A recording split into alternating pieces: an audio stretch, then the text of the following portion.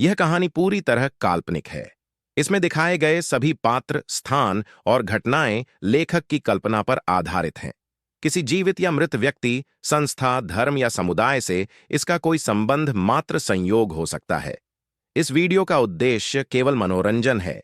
कृपया इसे वास्तविकता न समझें। अगर किसी को इससे ठेस पहुंची हो, तो हमें खेद है। यह जानबूझकर नहीं किया गया है। कुछ देर बाद कार एक बहुत बड़े बंगले के आगे रुकी। आहान उस जगह को सीरियसली देखने लगा। वहां बहुत सारी सिक्योरिटी थी जो बाहर वाले सिक्योरिटी से ज्यादा ट्रेंड और प्रोफेशनल थी। सबसे पहले रजत गाड़ी से उतरा और उसके पीछे आहान और रॉकी भी उतरे। जैसे ही वो गेट के आगे पहुंचे, उन सिक्योरिटी गार्ड के लीडर ने रजत को देखकर स्माइल किया और कहा, वेलकम सर चोपड़ा सर, आपका अंदर इंतजार कर रहे हैं। रजत ने अपनी गर्दन हिलाए और कहा, मैं इन्हें अंदर लेकर जाता हूँ। और इतना बोलकर वो आहान की तरफ देखने लगा। अब तुम्हें यहाँ आने का पछतावा होगा। रजत की ये बात सुनकर आहान मुस्कुराने लगा। जब वो उस बंगले में घुसे तब आहान को एहसास हुआ कि इतने बड़े बंगले में कोई था ही नहीं। आहान इस बारे में सोच ही रहा था कि इतने में रजत कार्ड निकाल कर सामने दरवाजे पर स्वाइप किया, जिससे दरवाजा एलिवेटर की तरफ खुला। अच्छा, तो हमें बेसमेंट में जाना है, आहान ने मन में सोचा। चारों लोग एलिवेटर से -5 में गए। जैसे ही एलिवेटर का दरवाजा खुला, बहुत लाउड म्यूजिक बज रहा था और अलग अलग कलर की लाइट्स फ्लैश हो रही थी। रूम में थोड़ा अंधेरा था, इसलिए कुछ साफ साफ दिखाई नहीं दे रहा था। जब सबकी आंखें उन लाइट्स में एडजस्ट हुई तब पता चला कि वो एक बार था। वहां बहुत सारे लोग आ रहे थे और जा रहे थे। सभी बहुत एलीट और हाई क्लास लोग थे। उनकी इस बार में सारी एलिगेंस खत्म हो गई थी। सभी एक दूसरे को हग और किस कर रहे थे। इतने में आहान की नज़र एक बहुत ही फेमस स्टार पर पड़ी जो बाहर बहुत सोफिस्टिकेटेड रहती थी। यहाँ पर एक आदमी को पैशनेटली हग और किस कर रही थी। ये सब देखकर आहान बिल्कुल हैरान था। उसे समझ नहीं आ रहा था कि रजत उसे ऐसी जगह क्यों लाया था। इतने में चलते चलते वो बार के उस एरिया में पहुंचे जहां एक बॉक्सिंग रिंग था। वहां ज्यादा भीड़ नहीं थी, बस कुछ लोग ही थे जो बॉक्सर्स को चीयर कर रहे थे। इस वक्त तो लोग रिंग में फाइट कर रहे थे। हैरानी वाली बात यह थी कि दोनों ने कोई भी प्रोटेक्टिव गियर नहीं पहना था। वो सच में अपनी जानबाजी पर लगाए हुए थे। उनके मूव्स भी फाइटिंग मूव्स नहीं थे, बल्कि ऐसे मूव्स थे जिनसे एक बार में जान जा सकती थी। ऐसी टेक्निक्स जो मिलिट्री में भी यूज होती थी। कुछ ही देर में उनमें से एक फाइटर बहुत बुरी तरह से घायल हो गया था। उसके पूरे शरीर से खून बह रहा था। कुछ लोग बहुत खुश थे और कुछ उदास। लोग गुस्से में अलग अलग गालियां बोल रहे थे। इस बेकार फाइटर की वजह से मैं अपने सारे पैसे हार गया। इसने तो कहा था ये सामने किसी को भी हरा देगा, पर यहाँ तो ये खुद ही 10 मिनट भी नहीं टिक पाया। ये सब देखकर आहान समझ गया था कि यहाँ सट्टा लगाया जा रहा था, और वो भी सिर्फ मैच पर नहीं बल्कि फाइटर की जान पर। ये सब तो लीगल नहीं था। अब आहान को ये जानना था कि आखिर इस विशिष्ट हाउस का मालिक कौन था। यहाँ सब तरह के इलीगल काम हो रहे थे, फिर भी किसी को भी कोई डर नहीं था। सभी हाई क्लास और एलीट लोग यहाँ खुलकर एंजॉय भी कर रहे थे और हर तरह का स्कैंडलस काम भी। आहान सोच रहा था, इस प्रॉपर्टी का मालिक जरूर कोई बहुत बड़ा और पावरफुल आदमी होगा जो ये सब आसानी से हैंडल कर सकता है, बिना किसी डर के कि ये इन्फॉर्मेशन पुलिस में लीक हो जाएगी। आहान सब कुछ ऑब्जर्व करके अपना एनालिसिस कर ही रहा था कि तभी वहां एक आदमी आया। उसने स्टाइलिश सूट पहना हुआ था और वो काफी यंग और फिट था। उसका नाम अभिषेक चोपड़ा था। उस आदमी को देखकर रजत के एक्सप्रेशंस बिल्कुल बदल गए थे। उसने बहुत इज्जत से कहा, मिस्टर चोपड़ा, मैं इन दोनों को यहाँ ले आया। उस आदमी ने चारों तरफ अपनी नजर घुमाई और फिर कुछ पल के लिए उसकी नजर आलिया पर रुक गई। फिर उसने आहान और रॉकी की तरफ देखा और कहा, तो तुम दोनों हो जो शिमला से आए हो? उद्धरण चिन्ह। आहान ने उसकी आंखों में देखते हुए कहा, हाँ हम ही है। तुम में तो बहुत हिम्मत है। उस आदमी ने इम्प्रेस होते हुए कहा। विक्की भाई कहाँ है? रॉकी ने सीधे सीधे सवाल किया। विक्की, आओ मेरे साथ, उस आदमी ने खिलखिलाकर कहा और उनके आगे आगे चलने लगा। आहान सब चीजें और जगहें ध्यान से देख रहा था। उसने मन ही मन में सोचा, यहाँ बहुत प्रॉब्लम्स हो सकती है। कुछ कदम चलने के बाद वो सब एक जेल के सामने पहुंचे जिसमें विक्की बंद था। विक्की की हालत बहुत खराब थी। उसका पूरा शरीर लहूलुहान था। उसके शरीर पर जगह जगह पर गहरे घाव के निशान थे और उसमें ऊपर देखने तक की हिम्मत नहीं थी। विक्की की ऐसी हालत देखकर आहान और रॉकी की आंखें खुली की खुली रह गई। उन दोनों को बहुत गुस्सा आ रहा था। रॉकी जैसे ही आगे बढ़कर उस आदमी पर हमला करने वाला था, उसने बंदूक निकल ली। उसे अंदाजा था कि ऐसा कुछ होने वाला है। कोशिश कर लो, उस आदमी ने रॉकी के सामने बंदूक तानते हुए कहा। देखते हैं तुम मुझ पर पहले हाथ उठाते हो या फिर मैं बंदूक पहले चलता हूँ। रॉकी अभिषेक को घूरता रहा पर उसने हमला करने की हिम्मत नहीं की। उसके हाथ का पोस्चर और पोजीशन देखकर साफ पता चल रहा था कि उससे बंदूक चलने की बहुत प्रैक्टिस थी। ये क्या रियल बंदूक है? मैंने तो सिर्फ फिल्मों में ही देखी है। This is too dangerous, Alia सोचकर ही डर गई थी। तभी रजत ने रॉकी को लात मारी और कहा, तुम तो लड़ने में माहिर हो ना, अब लड़ो। फिर उसने आहान की तरफ देखा और कहा, और तुम बहुत स्मार्ट समझ रहे थे न खुद को, अब बोलो।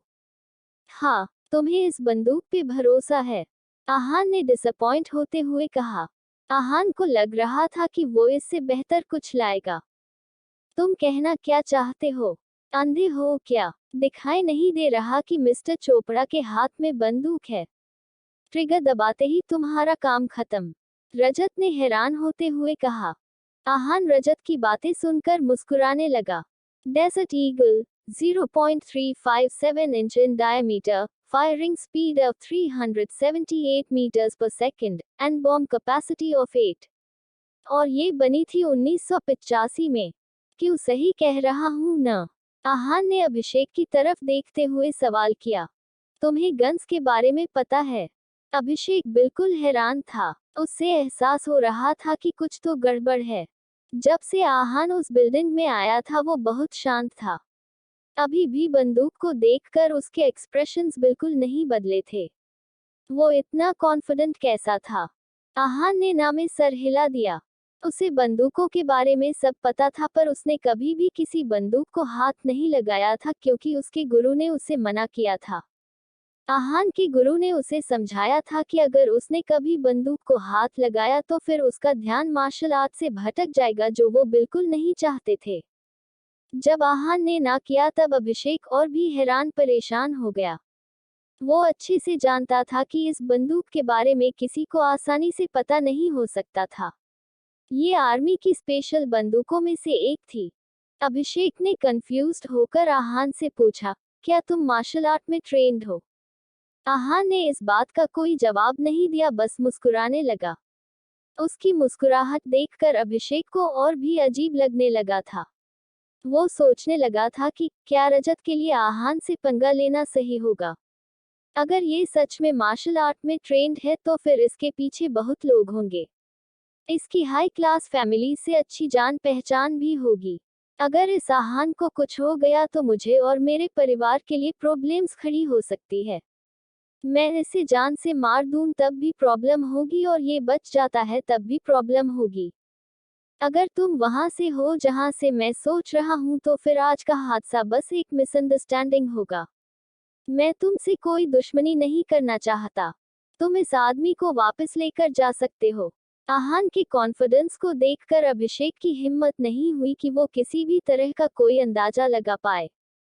एक खास जगह से मार्शल आर्ट सीखे हुए लोगों में ही ऐसा कॉन्फिडेंस होता है जो आहान में था। उनके आगे पीछे बहुत लोग होते हैं और उन्हें हराना मुश्किल होता है। अभिषेक कोई भी रिस्क नहीं लेना चाहता था। अभिषेक भाई, आप ये? इस वक्त रजत बिल्कुल हैरान था। उसे समझ नहीं आ रहा था कि आखिर अभिषेक चोपड़ा जैसा पावरफुल आदमी ऐसा क्यों बोल रहा है। शट अप, अभिषेक ने रजत को घूरते हुए कहा। रजत ये बात नहीं समझ रहा था कि इतना कॉन्फिडेंट होने के लिए और मार्शल आर्ट में क्वालिफाई करने के लिए आहान की उम्र बहुत छोटी थी। इसका मतलब साफ था कि वो बहुत सालों से ट्रेन कर रहा था। अभिषेक कुछ भी समझ पाने की सिचुएशन में नहीं था। अगर सच में वो एक पावरफुल टीचर का स्टूडेंट है तो फिर वशिष्ठ हाउस में भी प्रॉब्लम्स हो सकती है। मिसअंडरस्टैंडिंग। रियली? आहान ने एक अलग लहजे से कहा। तुम्हारा कहने का मतलब क्या है? अभिषेक समझ चुका था कि वो इस मामले को इतनी आसानी से जाने नहीं देगा। ये सोचते ही उसके चेहरे का रंग उड़ गया। उसे डर लग रहा था पर फिर भी वो आहान के सामने जताना नहीं चाहता था। अगर मेरे दोस्त के साथ तुम ऐसा करोगे तो मैं बदला तो लूंगा ही। आहान ने रजत और अभिषेक को घूरते हुए कहा। ये मामला अब तभी खत्म होगा जब तुम दोनों के हाथ टूटेंगे। इस पर अभिषेक को समझ नहीं आ रहा था कि वो क्या बोले। उसने बस मन ही मन में कुछ बड़बड़ाया। उस आदमी के सामने बंदूक थी फिर भी वो डर नहीं रहा था। तुम पागल हो गए हो क्या? तुम्हें दिखाई नहीं देता अभिषेक के हाथ में गन है और तुम हमारे हाथ तोड़ने की बात कर रहे हो? अपनी आंखें खोलो और अच्छे से देखो। बस एक मूवमेंट और तुम ऊपर भगवान के पास पहुंच जाओगे। रजत ने झल्लाते हुए कहा। पर फिर भी अगर तुम में मेरे हाथ तोड़ने की हिम्मत है तो आज मैं तुम्हारे हाथ तोड़ूंगा। इतना बोलते ही रजत ने वहां पड़ा एक हथियार उठाया और रॉकी की तरफ फेंका। तुम्हारी इतनी हिम्मत! इतना बोलते ही आहान ने रजत को कसकर थप्पड़ लगाया जिसकी वजह से वो उड़कर कुछ कदम दूर जाकर गिरा। उसके 3-4 दांत टूटकर जमीन पर गिर गए थे और मुंह से खून बहने लगा। ये देखकर अभिषेक को गुस्सा आ गया। ये तुमने क्या किया? है हिम्मत तुम में गोली चलाने की? आहान ने गुस्से में कहा।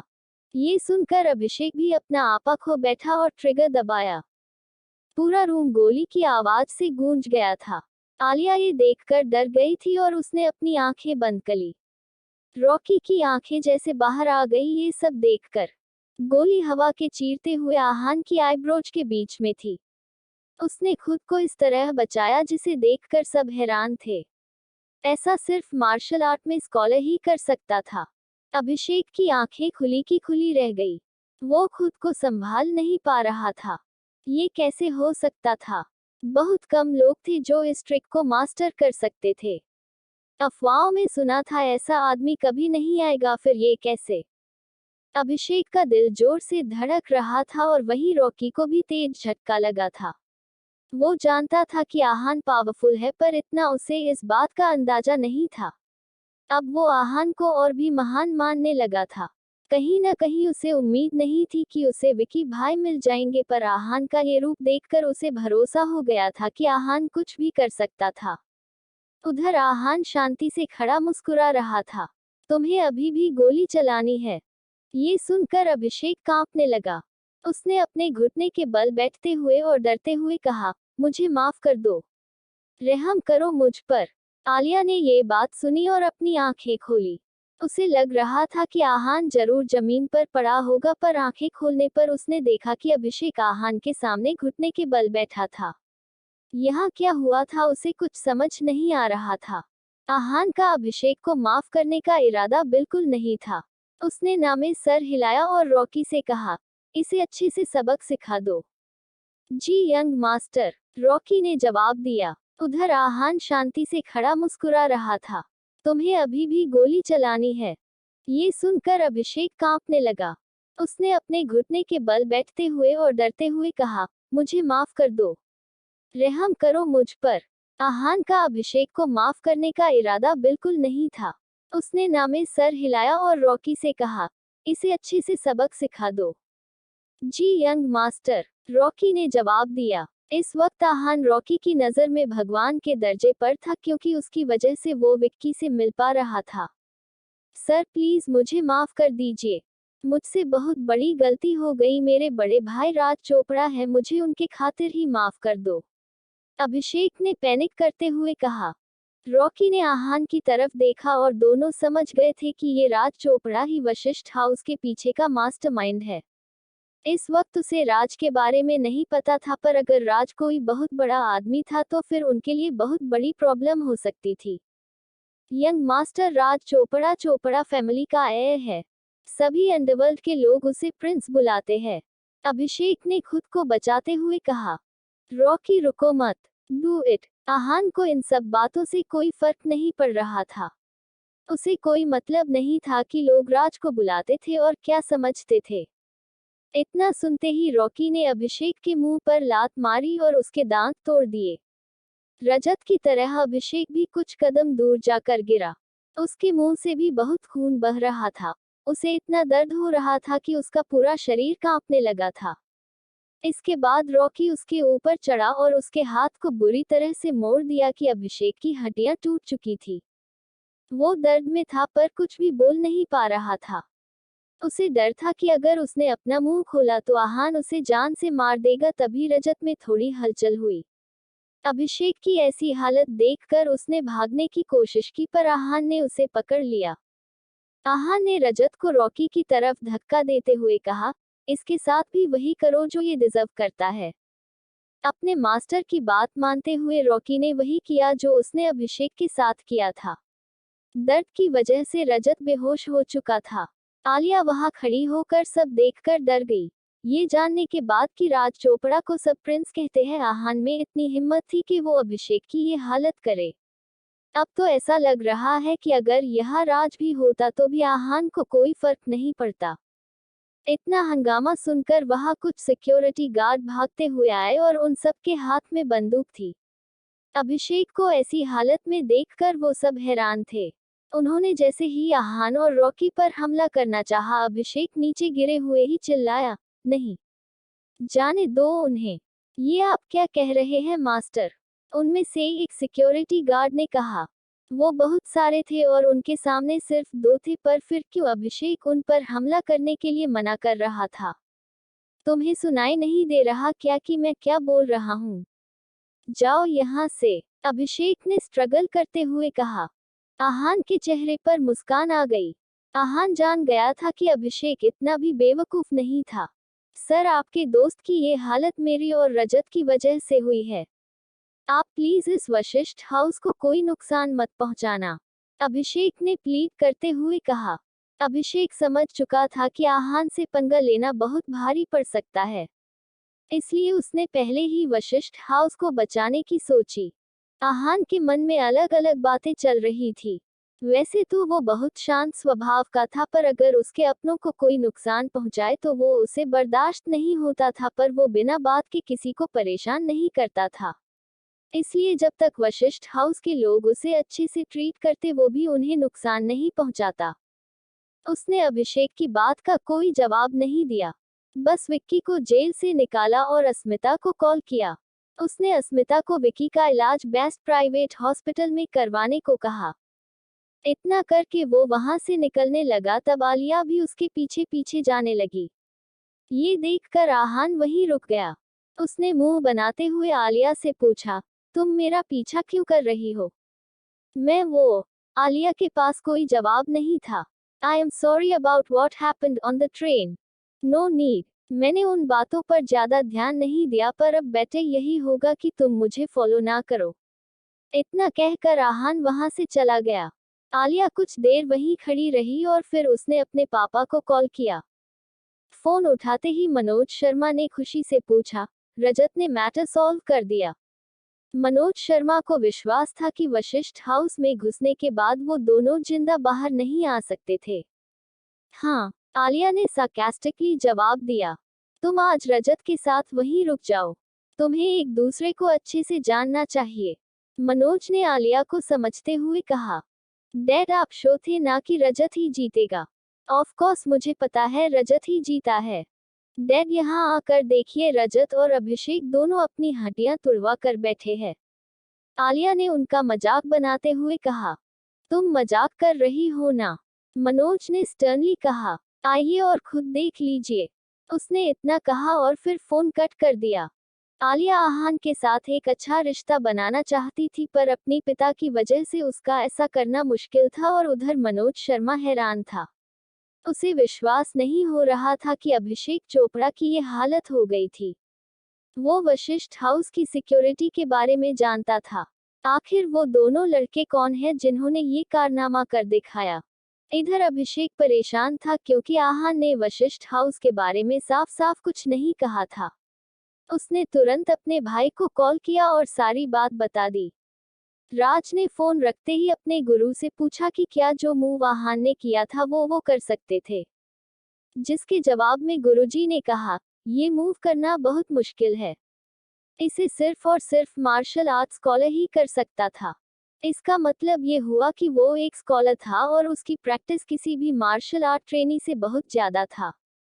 राज ने कुछ सोचते हुए कहा।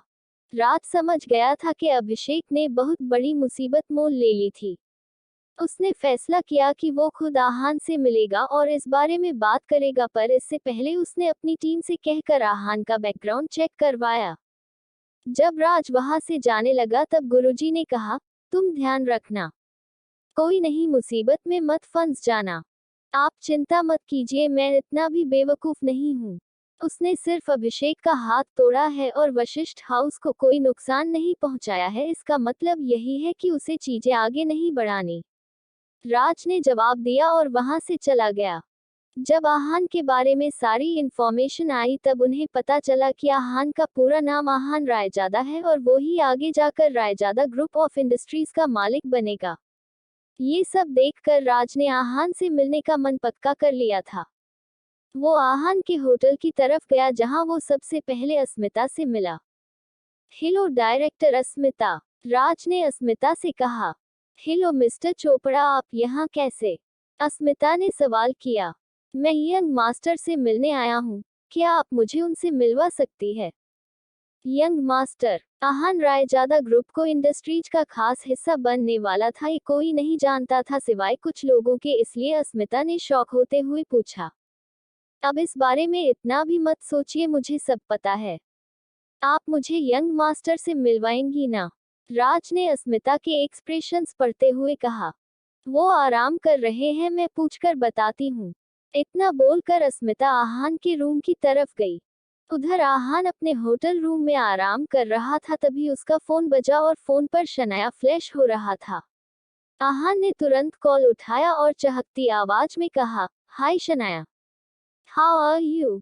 तुमसे बहुत नाराज, शनाया ने नाराजगी से जवाब दिया।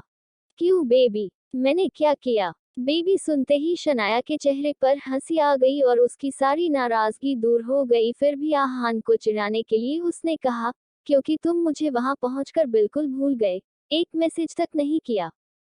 सॉरी बेबी, मैं विकी को ढूंढने में बिजी था। विकी मिल गया? वो ठीक है ना? शनाया ने कंसर्न से पूछा। हाँ विकी बिल्कुल ठीक है। इसका मतलब अब तुम्हारे पास मेरे लिए टाइम ही टाइम है, राइट? शनाया ने फ्लर्ट करते हुए कहा। आहान शनाया की बात समझ रहा था, इसलिए उसने भी ऐसा ही जवाब दिया। अब आपके लिए टाइम नहीं होगा तो किसके लिए होगा? इतने में दरवाजा नॉक हुआ और अस्मिता अंदर आई। I'll talk to you later, miss you। इतना कहकर आहान ने फोन कट कर दिया। Sorry to disturb your sir, but आपसे मिलने मिस्टर राज चोपड़ा आए हैं। अस्मिता ने अपनी गर्दन झुकाए हुए कहा। अंदर भेज दो उन्हें, आहान ने जवाब दिया। अस्मिता अब बोलकर वहां से चली गई। उसके जाने के कुछ देर बाद ही वहां राज आ गया। यंग मास्टर, राज ने रिस्पेक्टफुली कहा। बैठ जाए, आहान ने इशारा करते हुए कहा। यंग मास्टर, मैं अपने छोटे भाई की तरफ से आपसे माफी मांगता हूँ। वो नादान है, मुझे उम्मीद है आपका दिल बहुत बड़ा है और आप उसे माफ कर देंगे। राज ने बिना देर किए हुए कहा। मिस्टर चोपड़ा, मेरे और आपके भाई के बीच में जो कुछ भी हुआ था वो अब बीत चुका है। अब जब तक आपका भाई मेरे लिए कोई नई प्रॉब्लम क्रिएट नहीं करेगा तब तक मैं भी कुछ नहीं करूंगा। डोंट वरी, आहान ने बहुत शांति से कहा। Thank you young master, thank you so much. मैं चाहता हूं कि आप वशिष्ठ हाउस के 30% के शेयर होल्डर बन जाए। राज ने कंट्रैक्ट पेपर आगे करते हुए कहा। राज वशिष्ठ हाउस में हाईएस्ट 38% शेयर का शेयर होल्डर था, पर अब उसमें से 30% शेयर वो आहान को देना चाहता था। ऐसा होने पर अब आहान के पास वशिष्ठ हाउस के सबसे ज्यादा शेयर होंगे। दूसरी तरफ रजत चौधरी को हॉस्पिटल में इस हालत में देख इसके पेरेंट्स को बहुत गुस्सा आ रहा था। रजत की मां सुहासिनी चौधरी बहुत गुस्से में थी। ये सब तुम्हारे साथ जिसने भी किया है मैं उसे छोड़ूंगी नहीं। मेरे बच्चे का क्या हाल कर दिया है, सुहासिनी ने अपने इकलौते बेटे को पुचकारते हुए कहा। मॉम, सिर्फ आप ही मेरी मदद कर सकती है। मुझे इस आदमी से बदला लेना है। मैं उसे जान से मरना चाहता हूँ। रजत ने कहा, बेटा वो कौन है तुम मुझे बताओ। मैं उसे ढूंढ कर लाऊंगी, फिर तुम्हें जो करना हो कर लेना। उसकी माँ ने उसे सांत्वना देते हुए कहा। आहान, उसका नाम आहान है और वो शिमला से आया है। रजत ने बताया। मैं अभी उसे ढूंढ कर लाती हूँ। सुहासिनी गुस्से में वहां से जाने लगी। रुक जाओ, एक आवाज ने उसे रोका। आवाज थी ब्रिज चौधरी के, जो रजत के पिता थे। तुम जानती हो तुम क्या करने जा रही हो? ये मामला पहले ही बहुत बढ़ चुका है। तुम ये कैसी बातें कर रहे हो? तुम्हारे बेटे के साथ किसी ने ऐसा किया और तुम बोल रहे हो रहने दो। ये तुम्हारा अपना बेटा है। सुहासिनी ने झल्लाते हुए कहा। जो भी हुआ तुम्हारे बेटे की वजह से ही हुआ है। गलती उसी की है। कैसे बाप हो तुम? अपने बेटे की गलती निकाल रहे हो। दोनों पति पत्नी में बहस छिड़ गई। बहस इतनी बढ़ गई थी कि ब्रिज ने सुहासिनी पर हाथ तक उठा दिया था। तुम कहीं नहीं जाओगी, समझ आया तुम्हें? ब्रिज जानता था कि कुछ बहुत बड़ा होने वाला था। चोपड़ा फैमिली अभिषेक के साथ इतना कुछ हो जाने के बाद भी शांत थी, इसका मतलब कुछ गड़बड़ जरूर थी। मॉम डैड चाहे कुछ भी बोले, पर आज वो आहान मुझसे नहीं बच सकता। मैं उसे जान से मार डालूंगा। रजत का गुस्सा सातवें आसमान पर था और उधर राज चौधरी आहान को 30% ले लेने के लिए कन्विंस करने की कोशिश कर रहा था। राज वशिष्ठ हाउस में हाईएस्ट 38% शेयर का शेयर होल्डर था, पर अब उसमें से 30% शेयर वो आहान को देना चाहता था, और ऐसा होने पर अब आहान के पास वशिष्ठ हाउस के सबसे ज्यादा शेयर होंगे। मिस्टर चोपड़ा, इसका मतलब क्या है? मैं आपके हिस्से के शेयर क्यों लूंगा? आहान ने शौक होते हुए पूछा। यंग मास्टर, मेरे भाई से बहुत बड़ी गलती हुई है। इसकी कीमत तो उसे चुकानी चाहिए, और उसका बड़ा भाई होने के नाते मैं आपसे रिक्वेस्ट कर रहा हूं कि आप ये ऑफर एक्सेप्ट कर ले। इससे मेरा गिल्ड भी काम हो जाएगा और हमारे रिश्ते भी सुधर जाएंगे। वशिष्ठ हाउस के 30% शेयर का मतलब 30 करोड़ था। ये बहुत बड़ा अमाउंट था। शुरुआत में राज को इससे नुकसान हो सकता था, पर आगे चलकर उसे इसका बहुत फायदा होने वाला था, क्योंकि इससे आहान का नाम वशिष्ठ हाउस से जुड़ जाता। इसलिए राज चाहता था कि आहान 30% का मालिक बन जाए। पर कहीं न कहीं आहान को शक हो रहा था। वो समझ नहीं पा रहा था कि राज ऐसा क्यों कर रहा है। इतना तो वो श्योर था कि इन 30% शेयर्स में कुछ गड़बड़ थी। मिस्टर चोपड़ा, आपके भाई और मेरे बीच जो हुआ वो खत्म हो चुका है। इतनी बड़ी कोई बात भी नहीं थी। इसके लिए आपको ये करने की जरूरत नहीं है। ये बहुत ज्यादा है, आप ये शेयर्स वापस ले लीजिए। आहान ने स्माइल करते हुए कहा। आहान जानना चाहता था कि इस बात पर राज कैसे रिएक्ट करता है। अगर सच में इन शेयर्स में कुछ गड़बड़ होगी तो वो इतना आसानी से नहीं मानेगा और शेयर्स ट्रांसफर करने की जिद करेगा। यंग मास्टर, आप ऐसा क्यों कह रहे हैं? क्या आपको शेयर्स कम लग रहे हैं? मैं आपको 10% शेयर्स और दे सकता हूँ। राज ने कन्विंसिंगली कहने की कोशिश की। आहान राज की बात सुनकर थोड़ा हैरान हो गया। उसने उसे समझाते हुए कहा, मिस्टर चोपड़ा, बात कम ज्यादा शेयर्स की नहीं है। मैंने कुछ नहीं किया तो मैं इतने शेयर्स फ्री में कैसे ले सकता हूँ? ये तो सही नहीं होगा ना। आहान का सीधा सीधा ना सुनकर राज को चिंता होने लगी। उसने सोचा था कि आहान 30% शेयर को कभी मना नहीं करेगा और खुशी खुशी उन्हें एक्सेप्ट कर लेगा। आखिर उनकी मार्केट वैल्यू 30 करोड़ रुपए थे। राज के एक्सप्रेशन देखकर आहान समझ गया था कि उसका अंदाजा बिल्कुल सही था। राज के दिमाग में कुछ तो चल रहा था, जिसकी वजह से वो उसे ये शेयर्स फ्री में देना चाहता था। अगर उसने ये ले लिए तो वो पक्का कोई मुसीबत में फंस सकता है। मिस्टर चोपड़ा, इन शेयर्स की मार्केट वैल्यू क्या है? अगर आपको कोई परेशानी ना हो तो क्या आप मुझे ये बता सकते हैं? आहान ने सवाल करते हुए पूछा। इसमें छुपाने जैसा कुछ नहीं है। वशिष्ठ हाउस के 30% शेयर्स की मार्केट वैल्यू लगभग 30 करोड़ रुपए है, पर अगर मार्केट प्राइस बढ़ जाए तो ये रेट 10% तक बढ़ सकता है। राज ने सच सच जवाब तो दे दिया था, पर उसे समझ नहीं आ रहा था कि आहान ने ये सवाल क्यों किया था। आहान ने कुछ सोचते हुए बोला, अच्छा तो क्यों ना मैं ये शेयर्स 35 करोड़ में आपसे खरीद लूं। खरीद लूं? ये आहान क्या बोल रहा है? राज ने सोचा नहीं था कि आहान ये डिमांड रखेगा। हाँ, मैं खरीदूंगा, आहान ने हल्की से गर्दन हिलाते हुए कहा। राज अब बहुत ज्यादा कंफ्यूज्ड था। आहान आखिर करना क्या चाहता था? जब वो उसे ये शेयर्स एज अ गिफ्ट दे रहा था तो उसे उन्हें खरीदने की क्या जरूरत थी, वो भी मार्केट वैल्यू से ऊपर के प्राइस पर।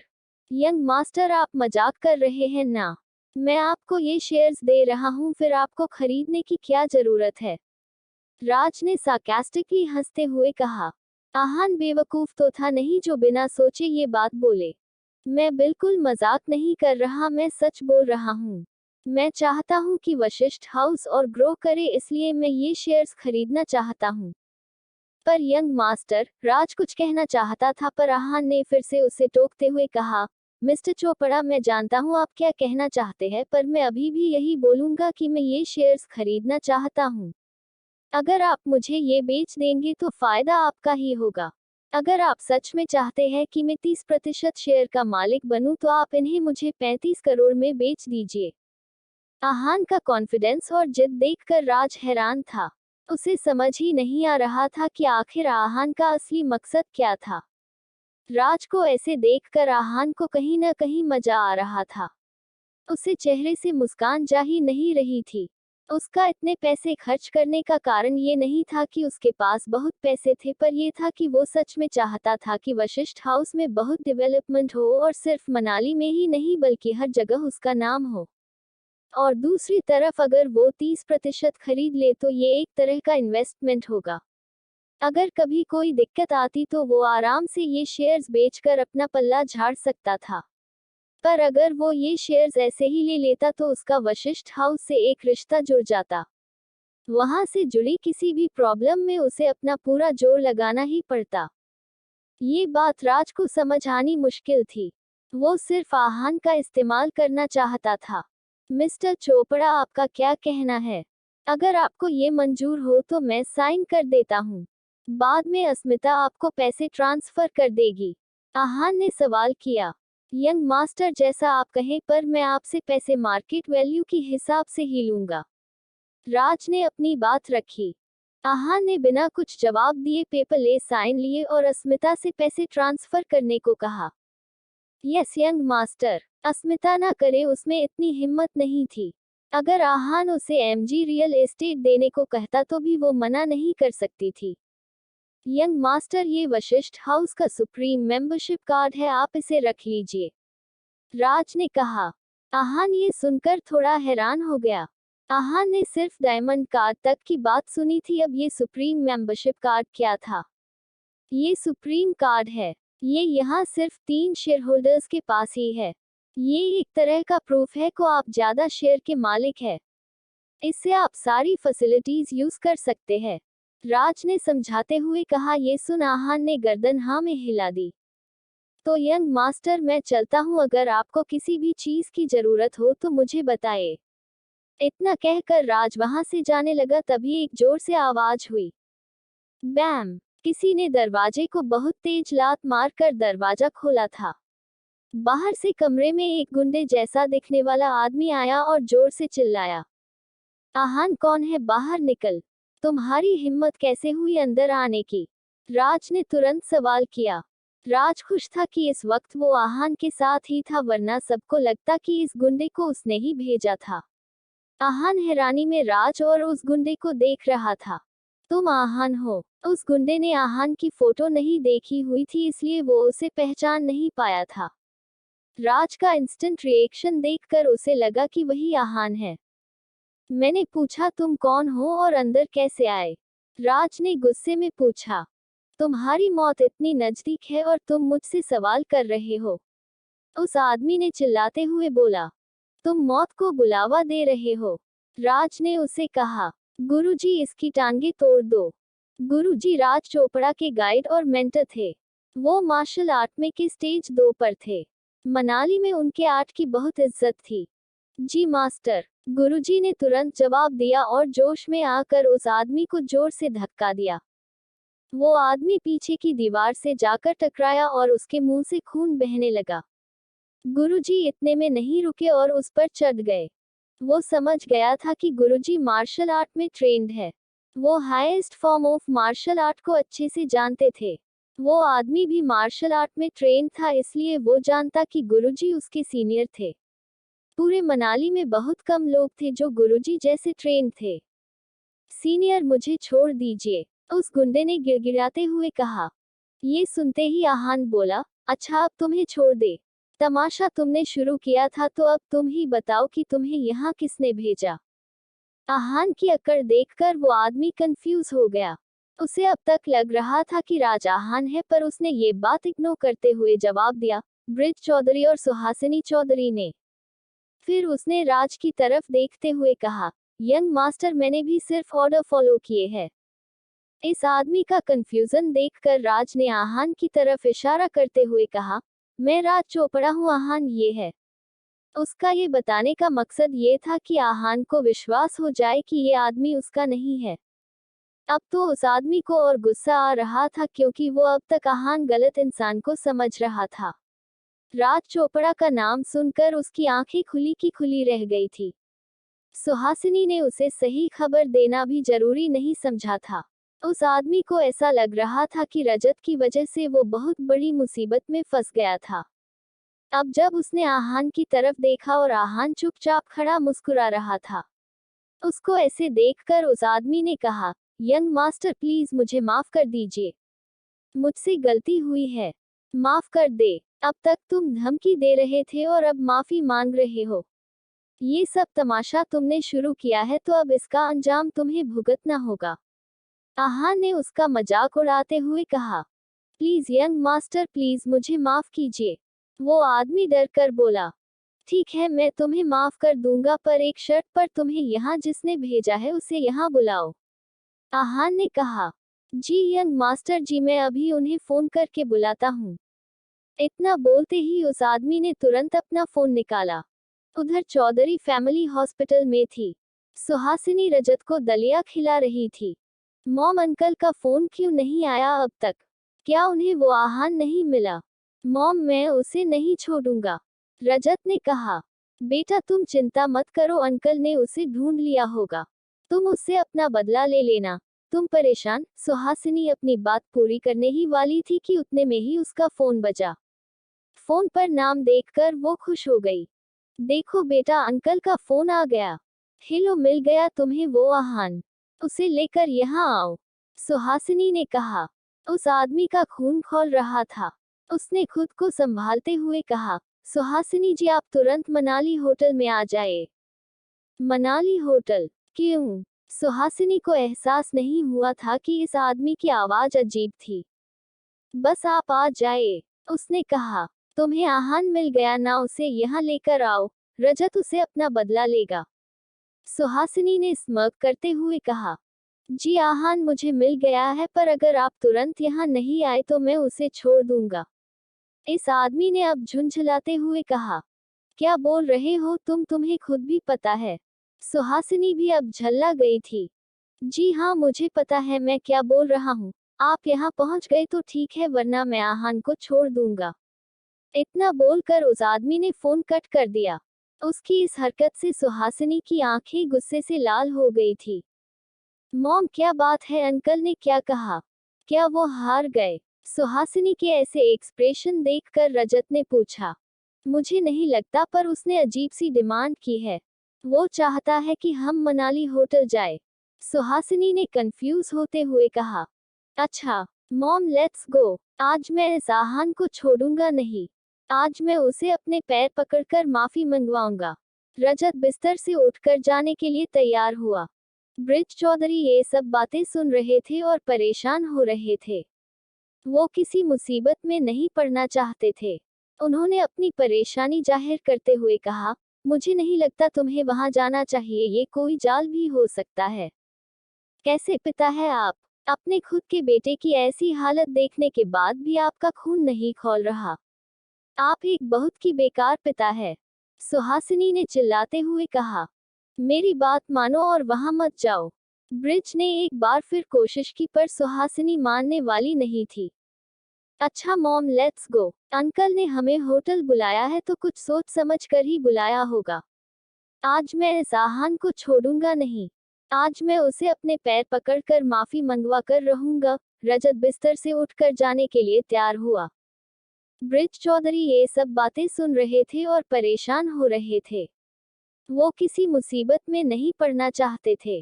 उन्होंने अपनी परेशानी जाहिर करते हुए कहा, मुझे नहीं लगता तुम्हें वहां जाना चाहिए।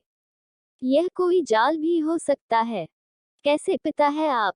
अपने खुद के बेटे की ऐसी हालत देखने के बाद भी आपका खून नहीं खौल रहा। आप एक बहुत की बेकार पिता है। सुहासिनी ने चिल्लाते हुए कहा, मेरी बात मानो और वहां मत जाओ। हो सकता है कि सुशील खुद वहां फंस गया हो। अगर उसने आहान का सच में पकड़ लिए है तो फिर वो उसे यहाँ लेकर क्यों नहीं आता? ब्रिज ने समझने की कोशिश की। क्या आपको ऐसा लगता है कि सुशील हमें धोखा देगा? उसकी मार्टिकल आर्ट ट्रेनिंग के लिए हमने इतने पैसे खर्च किए हैं। बात चाहे जो भी हो, पर अब मेरा बेटा उस आदमी से बदला लेकर रहेगा। आप आना चाहते हैं तो आइए वरना हम जा रहे हैं। सुहासिनी से अपने बेटे की तकलीफ बिल्कुल नहीं देखी जा रही थी, इसलिए अब वो किसी की नहीं सुनने वाली थी। कुछ देर बाद दोनों माँ बेटे मनाली होटल पहुंचे। उनके पीछे पीछे ब्रिज भी वहां आ गया। तीनों ने रूम में घुसकर नोटिस किया कि आहान सोफे पर बैठकर आराम से चाय पी रहा था। उसके माथे पर कोई शिकन नहीं था और न ही किसी तरह का कोई डर। वो बहुत शांत और सहज था। क्या यही वो आदमी है जिसने तुम्हारी यह हालत की है? सुहासिनी ने आहान की तरफ गुस्से में देखते हुए कहा। हाँ मॉम, रजत ने कहा। इतना सुनकर सुहासिनी आहान की तरफ गई और उससे थप्पड़ मारने के लिए हाथ उठाया कि तभी किसी ने उसका हाथ पकड़ लिया। ये हाथ किसी और का नहीं बल्कि ब्रिज चौधरी का था। ये तुम क्या कर रही हो? क्यों हम सबको मुसीबत में डालना चाहती हो तुम? ब्रिज की बात सुनकर सुहासिनी गुस्से से तिलमिला उठी थी। इससे पहले वो कुछ बोल पाती, ब्रिज ने कहा, मास्टर चोपड़ा आप यहाँ। रूम में एंटर करते ही ब्रिज ने राज चोपड़ा और गुरुजी को देख लिया था। ब्रिज समझ गया था कि आहान कोई मामूली आदमी नहीं है। आहान ने अभिषेक का हाथ भी तोड़ा था पर फिर भी राज ने कोई एक्शन नहीं लिया, बल्कि उसके रूम में उसको चाय पीता देख रहा था। मास्टर चोपड़ा, ये बात सुनकर सुहासिनी भी हकीम की रह गई थी। सब जानते थे कि चोपड़ा फैमिली बहुत हाई प्रोफाइल फैमिली थी। बिरज चौधरी, मुझे नहीं पता था तुम में इतनी हिम्मत है। राज ने ताना मारते हुए कहा। मास्टर चोपड़ा, मैं आपकी बात समझा नहीं। ब्रिज जानता था वो एक बड़ी मुसीबत में पड़ने वाला था पर फिर भी उसने अपना डर छुपाने की कोशिश की। तुम्हें क्या लगा कि तुम यंग मास्टर को नुकसान पहुंचाने किसी को भेजोगे और फिर खुद बच जाओगे? मैंने तुम्हें इतना बेवकूफ तो नहीं समझा था। राज ने कहा। यंग मास्टर, ये दो शब्द सुनते ही ब्रिज और सुहासिनी के पैरों तले जमीन खिसक गई। दोनों को विश्वास नहीं हो रहा था कि जिसे वो लोग बस शिमला से आया एक मामूली इंसान समझ रहे थे वो असल में यंग मास्टर था। उन्हें समझ नहीं आ रहा था कि अब वो इस सिचुएशन को कैसे हैंडल करेंगे। मास्टर चोपड़ा, ब्रिज की जुबान लड़खड़ाने लगी। जब राज चोपड़ा आहान को परेशान नहीं कर रहे थे और अपने भाई के साथ किए गए सुलूक का बदला नहीं ले रहे थे तो उनकी क्या औकात थी? आहान के स्टेटस के बारे में वो सोच भी नहीं पा रहे थे। यंग मास्टर, अब आप इनके साथ क्या करेंगे? राज ने सवाल किया। इस वक्त आहान बिल्कुल सहजता से खड़ा ये सब देख रहा था। उसके चेहरे पर एक मुस्कान थी। ये समझना बहुत मुश्किल था कि उसके दिमाग में क्या चल रहा था। मैंने तुम्हारा एक हाथ तोड़ा, पर फिर भी तुम्हें अक्ल नहीं आई। आहान ने बहुत कामली कहा। रजत अब समझ चुका था कि आखिर आहान था कौन। उसके लिए सबकी ऐसी रिस्पेक्ट देखकर अब रजत घबराने लगा था। यंग मास्टर, मैं हार मानता हूँ। I surrender. सरेंडर, अब तुम सरेंडर करना चाहते हो? तुम्हारा सारा गुस्सा और अकड़ कहाँ गए? मैंने तुम्हारे साथ नरमी बरती फिर भी तुमने ये किया। आहान ने ताना मारते हुए कहा। रजत ने इतनी ताकत नहीं थी कि वो इतना सब झेल सके। डर के मारे उसके पैर कांपने लगे और वो वहीं गिर गया। यंग मास्टर, इसमें मेरे बेटे की कोई गलती नहीं है। सुशील को मैंने भेजा था। आपको जो सजा देनी है मुझे दीजिए, पर प्लीज मेरे बेटे को माफ कर दीजिए। सुहासिनी अपने घुटनों पर बैठकर आहान से माफी मांगने लगी। गुस्से से उसकी लाल हुई आंखें अब झुकी हुई थी। अब तक तो आप मुझे थप्पड़ मारना चाहती थी और अब माफी मांग रही है। आपका गुस्सा बहुत जल्दी ठंडा नहीं हो गया, आहान ने मजाक उड़ाते हुए कहा। आहान को ऐसे लोग बिल्कुल पसंद नहीं थे जो बिना सोचे समझे रिएक्ट करे। जब सुहासिनी रूम में आई तब गुस्से में आहान को मारना चाहती थी, पर जब उसे आहान की असलियत पता चली तो उसके सामने घुटने तक कर माफी मांग रही थी। आहान को घृणा आने लगी। सुहासिनी कुछ बोलने लायक नहीं बची थी। उसने बस अपनी गर्दन झुका ली। ऐसा करते हैं इसका दूसरा हाथ वो तोड़ देते हैं ताकि इसे जहर सब जिंदगी भर याद रहे। आहान उन्हें माफ करना नहीं चाहता था। राज को उसका ये फैसला सुनकर लगा कि आहान अभी भी थोड़ा दयालु हो रहा था। अगर किसी ने उसके साथ ऐसा किया होता तो वो उसकी जान ले लेता। यस यंग मास्टर, राज ने तुरंत जवाब देते हुए कहा। सुहासिनी आहान और राज का सीरियस चेहरा देखकर डर गई। वो अपने बेटे नहीं होने दे सकती थी। उसने तुरंत गिड़गिड़ाते हुए कहा, प्लीज ऐसा मत कीजिए। नादानी में इससे, प्लीज हमें माफ कर दीजिए। आहान और राज को उसकी बातों से कोई फर्क नहीं पड़ रहा था। आहान वहां खड़ा बस तमाशा देखना चाहता था और राज भी बिना डरे आगे बढ़ रहा था। सुहासिनी को समझ नहीं आ रहा था कि वो क्या बोले, इसलिए उसके दिमाग उसने बोल दिया और अपने बेटे के सामने आकर खड़ी हो गई। मेरे बेटे तक पहुंचने के लिए आपको पहले मुझे मारना होगा। राज और आहान दोनों एक दूसरे की तरफ देखकर मुस्कुराने लगे। उन्हें ये करता देख सुहासिनी के माथे पर पसीना आ गया। उसने फिर से कहा, आप देख क्या रहे हैं? मैं मजाक नहीं कर रही। तुम्हें क्या लगता है मैं तुम्हें नहीं मार सकता? राज को अब गुस्सा आने लगा था। ठीक है फिर, तुम हम दोनों को मार दो। वैसे भी ऐसे जिंदगी का क्या फायदा? हम बच तो वैसे भी नहीं सकते। इससे अच्छा मार दो हमें। सुहासिनी चिल्लाने लगी। उसे लग रहा था कि इतने लोगों को बीच में वो जान से मार देने की गलती नहीं करेगा। पर राज को कोई फर्क नहीं पड़ा। वो उन्हें मरने के लिए बिल्कुल तैयार था कि तभी ब्रिज आ गया। माफ कर दीजिए यंग मास्टर, इन दोनों से गलती हो गई। उसकी माफी मैं मांगता हूँ आपसे। आगे से ऐसा कुछ नहीं होगा। गलती शायद मेरी है। मैं ही अपने परिवार को अच्छे से मैनेज नहीं कर पाया। आहान को यह फैमिली ड्रामा देखने में बिल्कुल इंटरेस्ट नहीं था। उसके लिए ये सब बिल्कुल मायने नहीं रखता था। ऐसे लोगों से डील करने के लिए उसके पास बहुत सारे लोग थे। उसने इरिटेट होते हुए कहा, जाने दो इन्हें, मुझे इनका फैमिली ड्रामा नहीं देखना है। मुझे और भी जरूरी काम है। जाने दो। वहां मौजूद सब लोग हैरान थे। यंग मास्टर उन्हें छोड़ना चाहते थे। राज ने जैसे ही कोई सवाल करना चाहा तो आहान ने कहा, ये लास्ट टाइम है जब मैं तुम्हें माफ कर रहा हूँ। अब अगर आगे कुछ भी ऐसा किया तुम लोगों ने तो मैं तुम्हें छोड़ूंगा नहीं। समझे? Now just get lost. Thank you young master, आप महान हैं। आपका दिल बहुत बड़ा है। आगे से मैं पूरा ध्यान रखूंगा कि मेरी बीवी और बेटा ऐसी कोई गलती ना करे। ब्रिज ने उसका एहसान मानते हुए कहा। आहान ने अपना मुंह फेर लिया। इसके बाद चौधरी फैमिली वहां से चली गई। राज और गुरुजी भी वहां से चले गए। आहान फिर से सोफे पर बैठ गया। वो सोचने लगा कि कैसे ब्रिज ने अपने परिवार को बचा लिया था। उसे अपने पुराने दिन आ गए। कैसे उसका पूरा परिवार उसे और उसकी मां को टॉर्चर करते थे और वो भी ऐसे ही घुटने टेक कर गिड़गिड़ाते थे। फर्क ये था कि रजत और सुहासिनी के पास एक पिता और पति था, पर आहान और उसकी मां के पास कोई नहीं था। ये सोचते सोचते आहान की आंखें थोड़ी नम हो गई।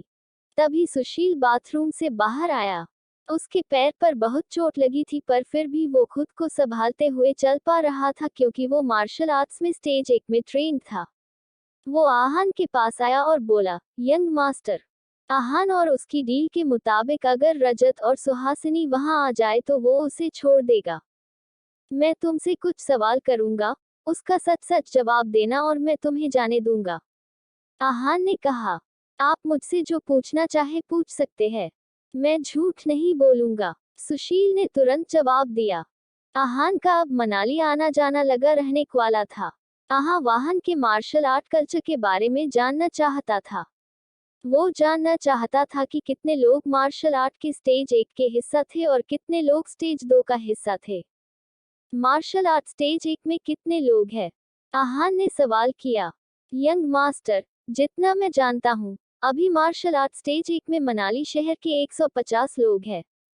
इनमें से 100 लोग लेवल 1 पर है, 30 लोग लेवल 2 पर और 20 लोग फाइनल लेवल पर है। सुशील ने सच सच जवाब दिया। मार्शल आर्ट एक्सपर्ट बनना बहुत मुश्किल था। बहुत कम लोग थे जो अब मार्शल आर्ट में जाते थे। टाइम बहुत बदल गया था। लोगों में पहले जैसी ताकत नहीं बची थी। इसका दूसरा कारण टेक्नोलॉजी भी था। नई टेक्नोलॉजी और साइंस के वजह से अब हथियार यूज करना आसान हो गया था। स्टेज 2 पर पहुंचना तो और भी मुश्किल था। लोग स्टेज 1 के सारे लेवल कंप्लीट नहीं कर पाते थे, पर कुछ ऐसे लोग थे जो स्टेज 2 के फाइनल स्टेज पर पहुंच जाते थे। स्टेज 2 मार्शल आर्ट एक्सपर्ट की बहुत इज्जत होती थी। सुशील भी स्टेज 2 मार्शल आर्ट एक्सपर्ट था। चौधरी फैमिली ने उसका फाइनेंशियली बहुत साथ दिया था। उन्होंने उसकी ट्रेनिंग पर लाखों पैसे खर्च किए थे। और इतना ही नहीं, मनाली के पॉश एरिया में उसके लिए एक बंगला भी बनाया था। अच्छा, ये बताओ मार्शल आर्ट के स्टेज 2 पर कितने लोग हैं? आहान ने कुछ सोचते हुए पूछा। स्टेज 2 वाले लोग ही थे जो 3 साल पहले उसे मारने के लिए उसके पीछे पड़े हुए थे। उसे लग रहा था शायद ये लोग मनाली से ही होंगे। स्टेज 2 पर ज्यादा लोग नहीं है, लगभग 10 से 12 लोग होंगे। इतना कहते हुए सुशील ने उनके नाम और लेवल बताने शुरू किए। आहान उन्हें बहुत ध्यान से सुनता रहा और नोट करता रहा। वो उनके बैकग्राउंड के बारे में जानना चाहता था। उसे इस बात का पता लगाना था कि 3 साल पहले उसके पीछे कौन लोग थे। और हाँ, जो आदमी मास्टर चोपड़ा के साथ था वो भी स्टेज 2 पर था। पर कौन से लेवल पर था यह मुझे अच्छे से नहीं पता। सुशील ने सब सच बताना ही ठीक समझा था। इतना तो वो समझ गया था कि आहान बहुत पहुंची हुई चीज था। अब आहान का सुशील की बातों पर ज्यादा ध्यान नहीं था। उसने एक नाम सुना और उसी पर अटक गया। वो कहीं न कहीं जानता था कि वो आदमी कौन था और शायद 3 साल पहले उन आदमियों के साथ था जो उसके पीछे पड़े थे। यंग मास्टर, मुझे जितना पता था मैंने आपको सब बता दिया। शुक्रिया। क्या आप मेरा एक काम करेंगे? अगर आप मेरा ये काम कर देंगे तो मैं आपके पैरों का बहुत अच्छा ट्रीटमेंट करवाऊंगा, आहान ने पूछा। मैं आपका हर काम करूंगा। और रही बात मेरे पैरों की तो वो मैं खुद देख लूंगा। आप अपना काम बताए। मैं अपनी जान पर खेल कर भी आपका काम करूंगा। सुशील ने रिस्पेक्टफुली कहा। मैं चाहता हूं कि तुम मार्शल आर्ट एक्सपर्ट अक्षय से दोस्ती कर लो। मुझे उसके बारे में कुछ इन्फॉर्मेशन चाहिए। आहान ने जवाब दिया। हो जाएगा यंग मास्टर, आप फिक्र मत कीजिए। आप बस बताएं आपको क्या जानना है। सुशील आहान का हर काम करने के लिए तैयार था ताकि फ्यूचर में कभी अगर उसे जरूरत पड़े तो आहान उसकी मदद करे। मैं जानना चाहता हूँ कि 3 साल पहले क्या अक्षय किसी को पकड़ने के लिए उस मिशन का हिस्सा था? अगर हाँ, तो उसके साथ और कौन कौन थे? और हाँ, ध्यान रखना ये काम तुम छुप कर करना। दुश्मन को पता नहीं चलना चाहिए। आहान ने अपनी बात खत्म की। यंग मास्टर, आप बिल्कुल फिक्र मत कीजिए। आपका काम हो जाएगा। सुशील बहुत कॉन्फिडेंट था। अब तुम जा सकते हो। आहान के लिए यह पता करना बहुत जरूरी था कि आखिर 3 साल पहले उसके पीछे कौन लोग थे।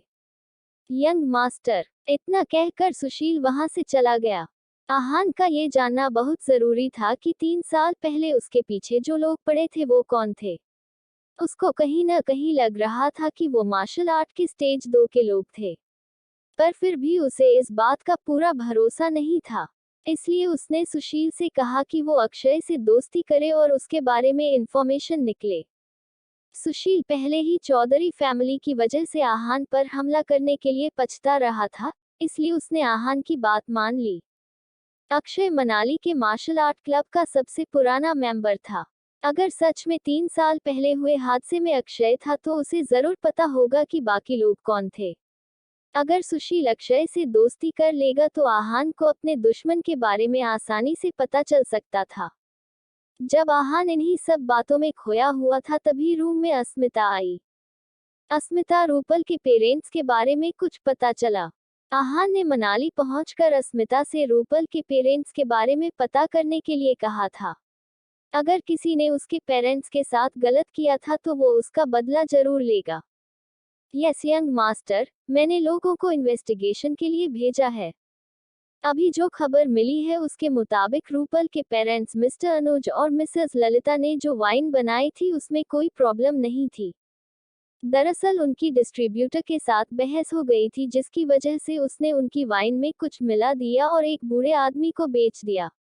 उसको पीते हो उस बूढ़े आदमी को हार्ट अटैक आया और इससे पहले वो हॉस्पिटल पहुंचते उसकी मौत हो चुकी थी। अब उसकी फैमिली चाहती है कि उस डिस्ट्रीब्यूटर मिस्टर अनुज और मिसेस ललिता को जेल हो जाए। डिस्ट्रीब्यूटर को पकड़ना मुश्किल नहीं है क्योंकि उसके खिलाफ हमारे पास एविडेंस है। अस्मिता ने पूरी बात समझाई। अच्छा, तो क्या उस बूढ़े आदमी की फैमिली बहुत पावरफुल है? आहान ने कुछ सोचते हुए सवाल किया। आहान सारी मुसीबत की जड़ समझ चुका था।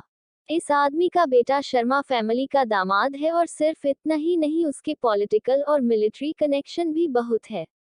शर्मा फैमिली अपने दामाद को बहुत मानती है। अस्मिता ने हामी भरते हुए कहा। शर्मा फैमिली, वही शर्मा फैमिली जो मनाली की टॉप 5 फैमिलीज में आती है? आहान ने सवाल किया। यस यंग मास्टर, अस्मिता ने जवाब दिया। ये सब सुनने के बाद आहान कुछ सोचने लगा। रायजादा फैमिली पूरे एशिया में थी। सारे सेक्टर्स में उसका नाम था। हर सेक्टर में या तो उनकी कंपनी थी या पहचान थी या फिर कुछ शेयर्स थे, पर जिस सेक्टर में वो कमजोर थे वो थी मिलिट्री और पॉलिटिक्स। अब क्योंकि शर्मा फैमिली की इन दोनों सेक्टर्स में पहचान थी, उनसे पंगा लेना मुश्किल हो सकता था।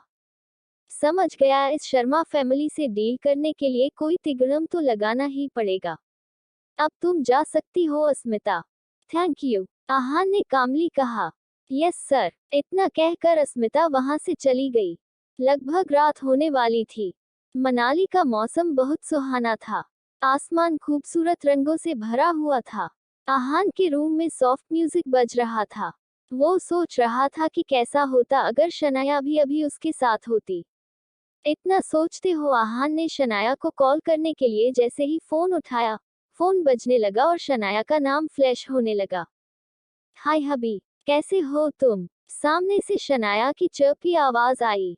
आई एम फाइन, अभी मैं तुम्हारे बारे में ही सोच रहा था। आहान शनाया की आवाज सुनकर खुश हो गया। खुशी खुशी में आहान रियलाइज नहीं किया था कि उसने पहले बार शनाया को तुम बुलाया था।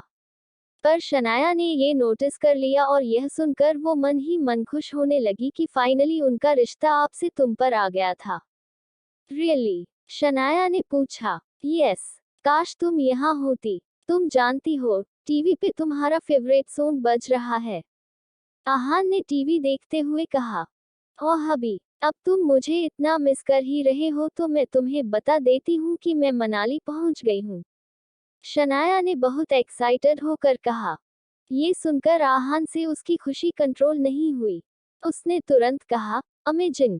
तुम बताओ तुम कहाँ हो, मैं अभी आता हूँ तुम्हें लेने। हा, यस मिस्टर आहान, जल्दी लेने आओ, वरना तुम जानते हो मेरे आसपास कितनी भीड़ लग जाएगी। मैं अभी मनाली बस स्टॉप पर हूँ। शनाया की आवाज में खुशी साफ साफ झलक रही थी। शनाया मनाली जल्दी सिर्फ इसलिए आई थी क्योंकि उसे आहान की फिक्र हो रही थी और वो उससे मिलना चाहती थी। मैं 15 मिनट में पहुंचता हूँ, तुम मेरा वहीं इंतजार करना। इतना कहकर आहान ने फोन कट कर दिया। आहान जानता था कि शनाया को देखकर लोग उससे बात करना चाहेंगे और उसे हर तरफ से घेर कर उसे परेशान करेंगे। आहान जल्दी से अस्मिता की ड्राइवर और गाड़ी लेकर बस स्टॉप की तरफ गया। जब वो बस स्टॉप पहुंचा तो उसने देखा कि शनाया और रूपल कुछ लोगों से घिरे हुए थे। दोनों के चेहरों पर इरिटेशन और इम्पेशेंस था। आप दोनों कितनी खूबसूरत है, आप मुझे एक मौका क्यों नहीं देती? एंटरटेनमेंट इंडस्ट्री में आप जैसी खूबसूरत लड़कियों की ही जरूरत है। मेरी कंपनी आपको 1 साल में बहुत फेमस एक्ट्रेस बना देगी। एक आदमी जो कि एंटरटेनमेंट इंडस्ट्री में कास्टिंग एजेंट था उन दोनों को यही बात बार बार बोलकर परेशान कर रहा था। हमें कोई इंटरेस्ट नहीं है, आप प्लीज जाइए यहाँ से, रूपल ने जवाब दिया। अगर कोई भी और लड़की होती तो शायद इस ऑफर को तुरंत एक्सेप्ट कर लेती, पर शनाया और रूपल दोनों को ही इस फील्ड में कोई इंटरेस्ट नहीं था। ब्यूटी एक बार मेरी, उस आदमी ने फिर से उन्हें समझना चाहा, पर इस बार बीच में एक यंग लड़का आ गया। अंकल, क्या आपको समझ नहीं आ रहा कि यह लेडीज आपसे क्या कह रही है? उस यंग लड़के ने कहा। वो लड़का ज्यादा बड़ा नहीं था। उसने ऊपर से नीचे तक ब्रांडेड कपड़े और शूज पहने हुए थे। उसकी अकड़ देखकर साफ पता चल रहा था कि वो कोई बहुत रईस बाप का बेटा है। इस बात से तुम्हें क्या लेना देना है? मैं उनकी मदद कर रहा हूँ, उस कास्टिंग एजेंट ने चिढ़ते हुए कहा। पर मुझे नहीं लगता कि इनको आपकी मदद की जरूरत है, और वैसे भी आप जैसे एजेंट कैसे होते हैं ये सब जानते हैं। अपने ऑफिस ले जाकर आप इनके साथ क्या करेंगे किसे पता है? यंग लड़के ने जवाब दिया। तुम में इतनी हिम्मत, इस एजेंट ने जोर से कहा।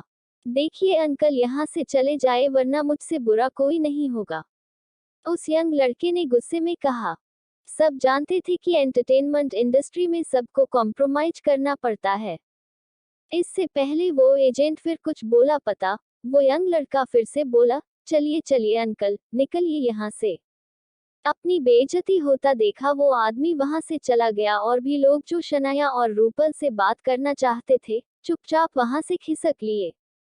फाइनली अब शांति है, उस यंग लड़के ने कॉन्फिडेंटली कहा, पर शनाया और रूपल के चेहरे पर कोई भी एक्सप्रेशंस नहीं थे। इस वक्त शनाया को सिर्फ आहान से मिलना था। माय ब्यूटीफुल गर्ल्स, मेरा नाम आयुष है और मैं अब्रॉड पढ़ाई कर रहा हूँ, बस अभी अभी यहाँ आया हूँ। अगर आप फ्री है तो मेरे साथ मनाली घूमेंगी, उस लड़के ने कहा। शनाया और रूपल ने कोई जवाब नहीं दिया। दोनों ने ही उसे इग्नोर करना बेटर समझा था। आप दोनों बहुत अलग किस्म की लड़कियां हैं। इग्नोर होने पर आयुष को शर्मिंदगी महसूस हुई। मेरे हस्बैंड बस आते ही होंगे, शनाया ने पीछा छुड़वाते हुए कहा, और उसकी आंखें आहान को ढूंढने लगी। तभी आहान वहां आया। उसके हाथ में बहुत खूबसूरत फूल थे। हालांकि वो बस एक दिन के लिए दूर थे, पर दोनों ने एक दूसरे को बहुत मिस किया था। शनाया, आहान ने अपनी एक्साइटमेंट एक्सप्रेस करते हुए कहा। आहान, इतना बोलकर शनाया आगे बढ़ी और आहान को कसकर गले लगा लिया। आहान थोड़ा सरप्राइज हो गया। जब शनाया ने आहान को छोड़ा तब उसने वो फूल देते हुए कहा, beautiful flowers for my beautiful baby. ये सुनते ही शनाया शर्मा गई। ये सब देखकर आयुष हैरान था। वो सोच रहा था कि ऐसे आदमी को इतनी खूबसूरत बीवी कैसे मिल गई। रूपल की तरफ देखते हुए आहान ने पूछा, तुम यहाँ कैसे रूपल? मुझे मम्मी पापा की बहुत चिंता हो रही थी, इसलिए मैंने सोचा एक बार यहाँ आ जाऊं। रूपल ने अपनी फिक्र एक्सप्रेस करते हुए कहा। मैं ऑलरेडी किसी को भेज दिया है अंकल आंटी के बारे में पता करने के लिए, आहान ने दिलासा देते हुए कहा। तुम्हें परेशान करने के लिए सॉरी, रूपल ने गिल्टी फील करते हुए कहा। इट्स ओके रूपल, तुम इसके बारे में इतना मत सोचो। चलो अब चलते हैं, ड्राइवर वेट कर रहा है, आहान ने शनाया का हाथ पकड़ते हुए कहा। इससे पहले शनाया और रूपल कुछ कह पाते आयुष ने मजाक उड़ाते हुए कहा, ड्राइवर, तुम ड्राइवर अफोर्ड कर भी सकते हो। आहान का ये बात सुनकर मुंह चट गया। क्या आपको कोई प्रॉब्लम है? तुम्हें देखकर लगता नहीं कि तुम ड्राइवर अफोर्ड कर सकते हो। तुम खुद एक ड्राइवर लगते हो, आयुष ने आहान का मजाक उड़ाते हुए कहा। आयुष ने आहान के सिंपल कपड़े देखकर उसे तुरंत जज कर लिया था। मैं ड्राइवर रख सकता हूँ या नहीं इससे आपको क्या लेना देना है? आप क्यों बीच में इंटरफेयर कर रहे हैं? आहान ने इरिटेट होते हुए पूछा। मेरा कोई लेना देना नहीं है, पर इन खूबसूरत लड़कियों का लेना देना है, आहान ने शनाया और रूपल की तरफ पॉइंट करते हुए कहा। सॉरी, पर मैं आपकी बात समझा नहीं, आहान ने कंफ्यूजन में पूछा। अगर मैं गलत नहीं हूँ तो तुम्हारा ड्राइवर कोई एक्टर होगा जो ड्राइवर की एक्टिंग करेगा, और तुम्हारी कार भी कोई खास नहीं होगी। अब ऐसी खूबसूरत लेडीज ऐसी वैसी कार में थोड़े बैठेगी, आयुष ने कहा। तुमने बिल्कुल सही कहा, तुम बहुत स्मार्ट हो। अब अपनी स्मार्टनेस कहीं और जाकर दिखाओ, आहान ने कैजुअली जवाब दिया। फिर शनाया और रूपल को देखते हुए कहा, चलें। वो जैसे ही कुछ कदम आगे बढ़े आयुष को गुस्सा आ गया क्योंकि आहान ने उसे इग्नोर किया था। आहान को इन सब में पड़ने का बिल्कुल मन नहीं था। रुको, आयुष ने गुस्से में कहा। तुम्हारी हिम्मत कैसे हुई मुझसे ऐसे बात करने की? अगर हिम्मत है तो मुझसे शर्त लगाओगे? शर्त? तुम पागल हो गए हो क्या? आहान का मुंह बन गया। नहीं, मैं पागल नहीं हूँ। मैं बस नहीं चाहता कि तुम इन दोनों से झूठ बोलो। अब बताओ, शर्त लगाओगे मुझसे? आयुष ने दोनों लड़कियों की तरफ देखते हुए कहा। ये बात सुनकर शनाया को बहुत अजीब लगा। वो सोचने लगी, कैसा बेवकूफ लड़का है, बिना मतलब हमारे पर्सनल स्पेस में घुसता जा रहा है। क्या चाहते हो तुम? कैसी शर्त? आहान ने अपनी आंखें रोल करते हुए पूछा। तुम्हारा ड्राइवर एक एक्टर है और तुम्हारी कार भी अच्छी नहीं है। आयुष को लगा वो ये शर्त जीतने वाला है। अच्छी कार का डिस्क्रिप्शन क्या होता है? आहान ने सवाल किया। जो बहुत महंगी और खूबसूरत हो। कम से कम 25 लाख से ऊपर की कार हो। आयुष ने जवाब दिया। अच्छा, आहान ने कहा। फिर तो तुम्हें निराश होना पड़ेगा। मेरी कार की लग्जरी को लेकर वो बहुत लग्जरियस कार है। उद्धरण चिन्ह। जो गाड़ी अस्मिता ने उसे दी थी वो रोल्स रॉयस का टॉप मॉडल है और उसके साथ की उसका नंबर प्लेट भी बहुत महंगा है। अगर वो एक लग्जरियस कार नहीं है तो फिर तुम उसे यहाँ लेकर ही क्यों आए? इतनी खूबसूरत लेडीज को लेने तुम खटारा गाड़ी लेकर आए और ऊपर से बोल रहे हो कि तुम्हारे पास ड्राइवर है। आयुष ने मजाक उड़ाते हुए कहा। आहान को अब गुस्सा आने लगा था। उसने अलग अलग चेहरे बनाना शुरू किया। जाने दो आहान, चलते हैं, पता नहीं यह क्यों पीछे पड़ गया है। शनाया ने परेशान करते हुए कहा। शनाया की बात मानकर वो फिर से वहां से जाने लगे पर आयुष को अब भी चैन नहीं था। उसने फिर से उन्हें रोका और कहा, मुझे तुम्हारी कार देखनी है। अब शायना, रूपल और आहान इरिटेट हो चुके थे। आहान ने इसी इरिटेशन में कहा, चलो मैं तुम्हें अपनी कार दिखाता हूँ, फिर बाद में रिग्रेट मत करना। आहान जानता था कि उसकी कार वहीं होगी इसलिए उसने हाँ कर दिया। रिग्रेट? बिल्कुल नहीं, आयुष ने कहा। इस वक्त शनाया बिल्कुल शॉक्ड थी। आहान के पास कार? ये कैसे पॉसिबल था? तीनों जैसे ही पार्किंग एरिया के पास पहुंचे कार वहां नहीं थी। ये देखकर आयुष को बहुत मजा आया। उसे आहान को झूठा साबित करने का मौका मिल गया था। आहान, शनाया, रूपल और आयुष जैसे ही पार्किंग एरिया के पास पहुंचे कार वहां नहीं थी। ये देखकर आयुष को बहुत खुश हुआ क्योंकि उसे आहान को झूठा साबित करने का मौका मिल गया था। आहान परेशान हो गया था। अस्मिता का ड्राइवर ऐसा नहीं था जो बिना बताए कहीं चला जाए। उसने कूल होते हुए कहा, ड्राइवर आसपास कहीं गया होगा, अभी बस आता ही होगा। तुम अभी भी झूठ बोल रहे। साफ साफ नजर आ रहा है कि तुम्हारे पास कोई कार नहीं है, फिर भी तुम प्रिटेंड कर रहे हो। तुम जरूर यहाँ टैक्सी में ही आए थे, है ना? आयुष ने मजाक उड़ाते हुए कहा। अब शनाया को भी शर्म आने लगी थी। वो जानती थी कि आहान कोई सस्ती सी कार भी नहीं है मनाली में, फिर उसने ऐसा क्यों कहा था? अगर ये सब आहान का नाटक हुआ तो उनकी बहुत बेइज्जती हो जाएगी। जब सब अपने ख्यालों में खोए हुए थे, तभी वहां एक सफेद रंग की पौश आकर रुकी और उसमें से एक खूबसूरत लड़की उतरी। उसने ब्रांडेड कपड़े पहने हुए थे। उसने जैसे ही अपने बाल ठीक करके जैसे आसपास देखा, उसकी आंखें हैरानी में खुली रह गई। वो वहां क्या कर रहा था? उस लड़की को इतना हैरान देख आयुष ने कहा, क्या हुआ दीदी? आप मुझे पहचान नहीं रही क्या? आलिया शर्मा को इस वक्त कुछ नहीं सुनाई दे रहा था। वो बस एकटक आहान को देख रही थी। दीदी, आयुष ने फिर से कहा। आलिया और आयुष जब भी मिलते थे आलिया बहुत खुश होती थी, पर आज उसे इतना खोया हुआ देखकर आयुष को बहुत अजीब लग रहा था। हाँ, फाइनली आलिया अपने सेंसस में आई। पिछली बार जब आलिया आहान से मिली थी तब उसने उसकी तरफ बिल्कुल ध्यान नहीं दिया था और इस बार तो उसके साथ दो और भी खूबसूरत लड़कियां थी, इसलिए उसने आहान को ग्रीट नहीं किया। दीदी, आप ड्राइवर के साथ रोल्स रॉयस क्यों नहीं लेकर आई? आपको पॉश लाने की क्या जरूरत थी? आयुष ने घमंड से कहा। वो बस आहान को ये जताना चाहता था कि उसके पास रोल्स रॉयस भी है। रोल्स रॉयस पापा लेकर गए हैं, आलिया ने जवाब दिया और फिर आहान की तरफ देखते हुए पूछा, आयुष, ये लोग कौन है? क्या ये तुम्हारे दोस्त है? हाँ हाँ हाँ दीदी, क्या आपको लगता है मेरे दोस्त ऐसे होंगे? ऐसे लोगों को मैं मुंह भी न लगाऊं। आयुष ने उनका मजाक उड़ाते हुए कहा।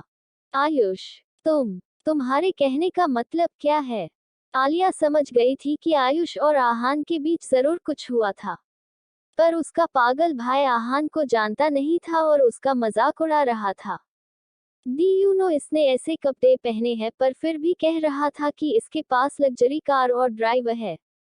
Can you believe it? Aahan ने मजाक उड़ाते हुए कहा। फनी। आलिया की आंखों में डर था। उसे आहान बिल्कुल फनी नहीं लग रहा था।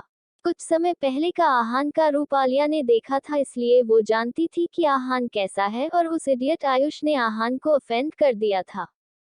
दी, आप कुछ कह क्यों नहीं रही है? Don't you find it funny?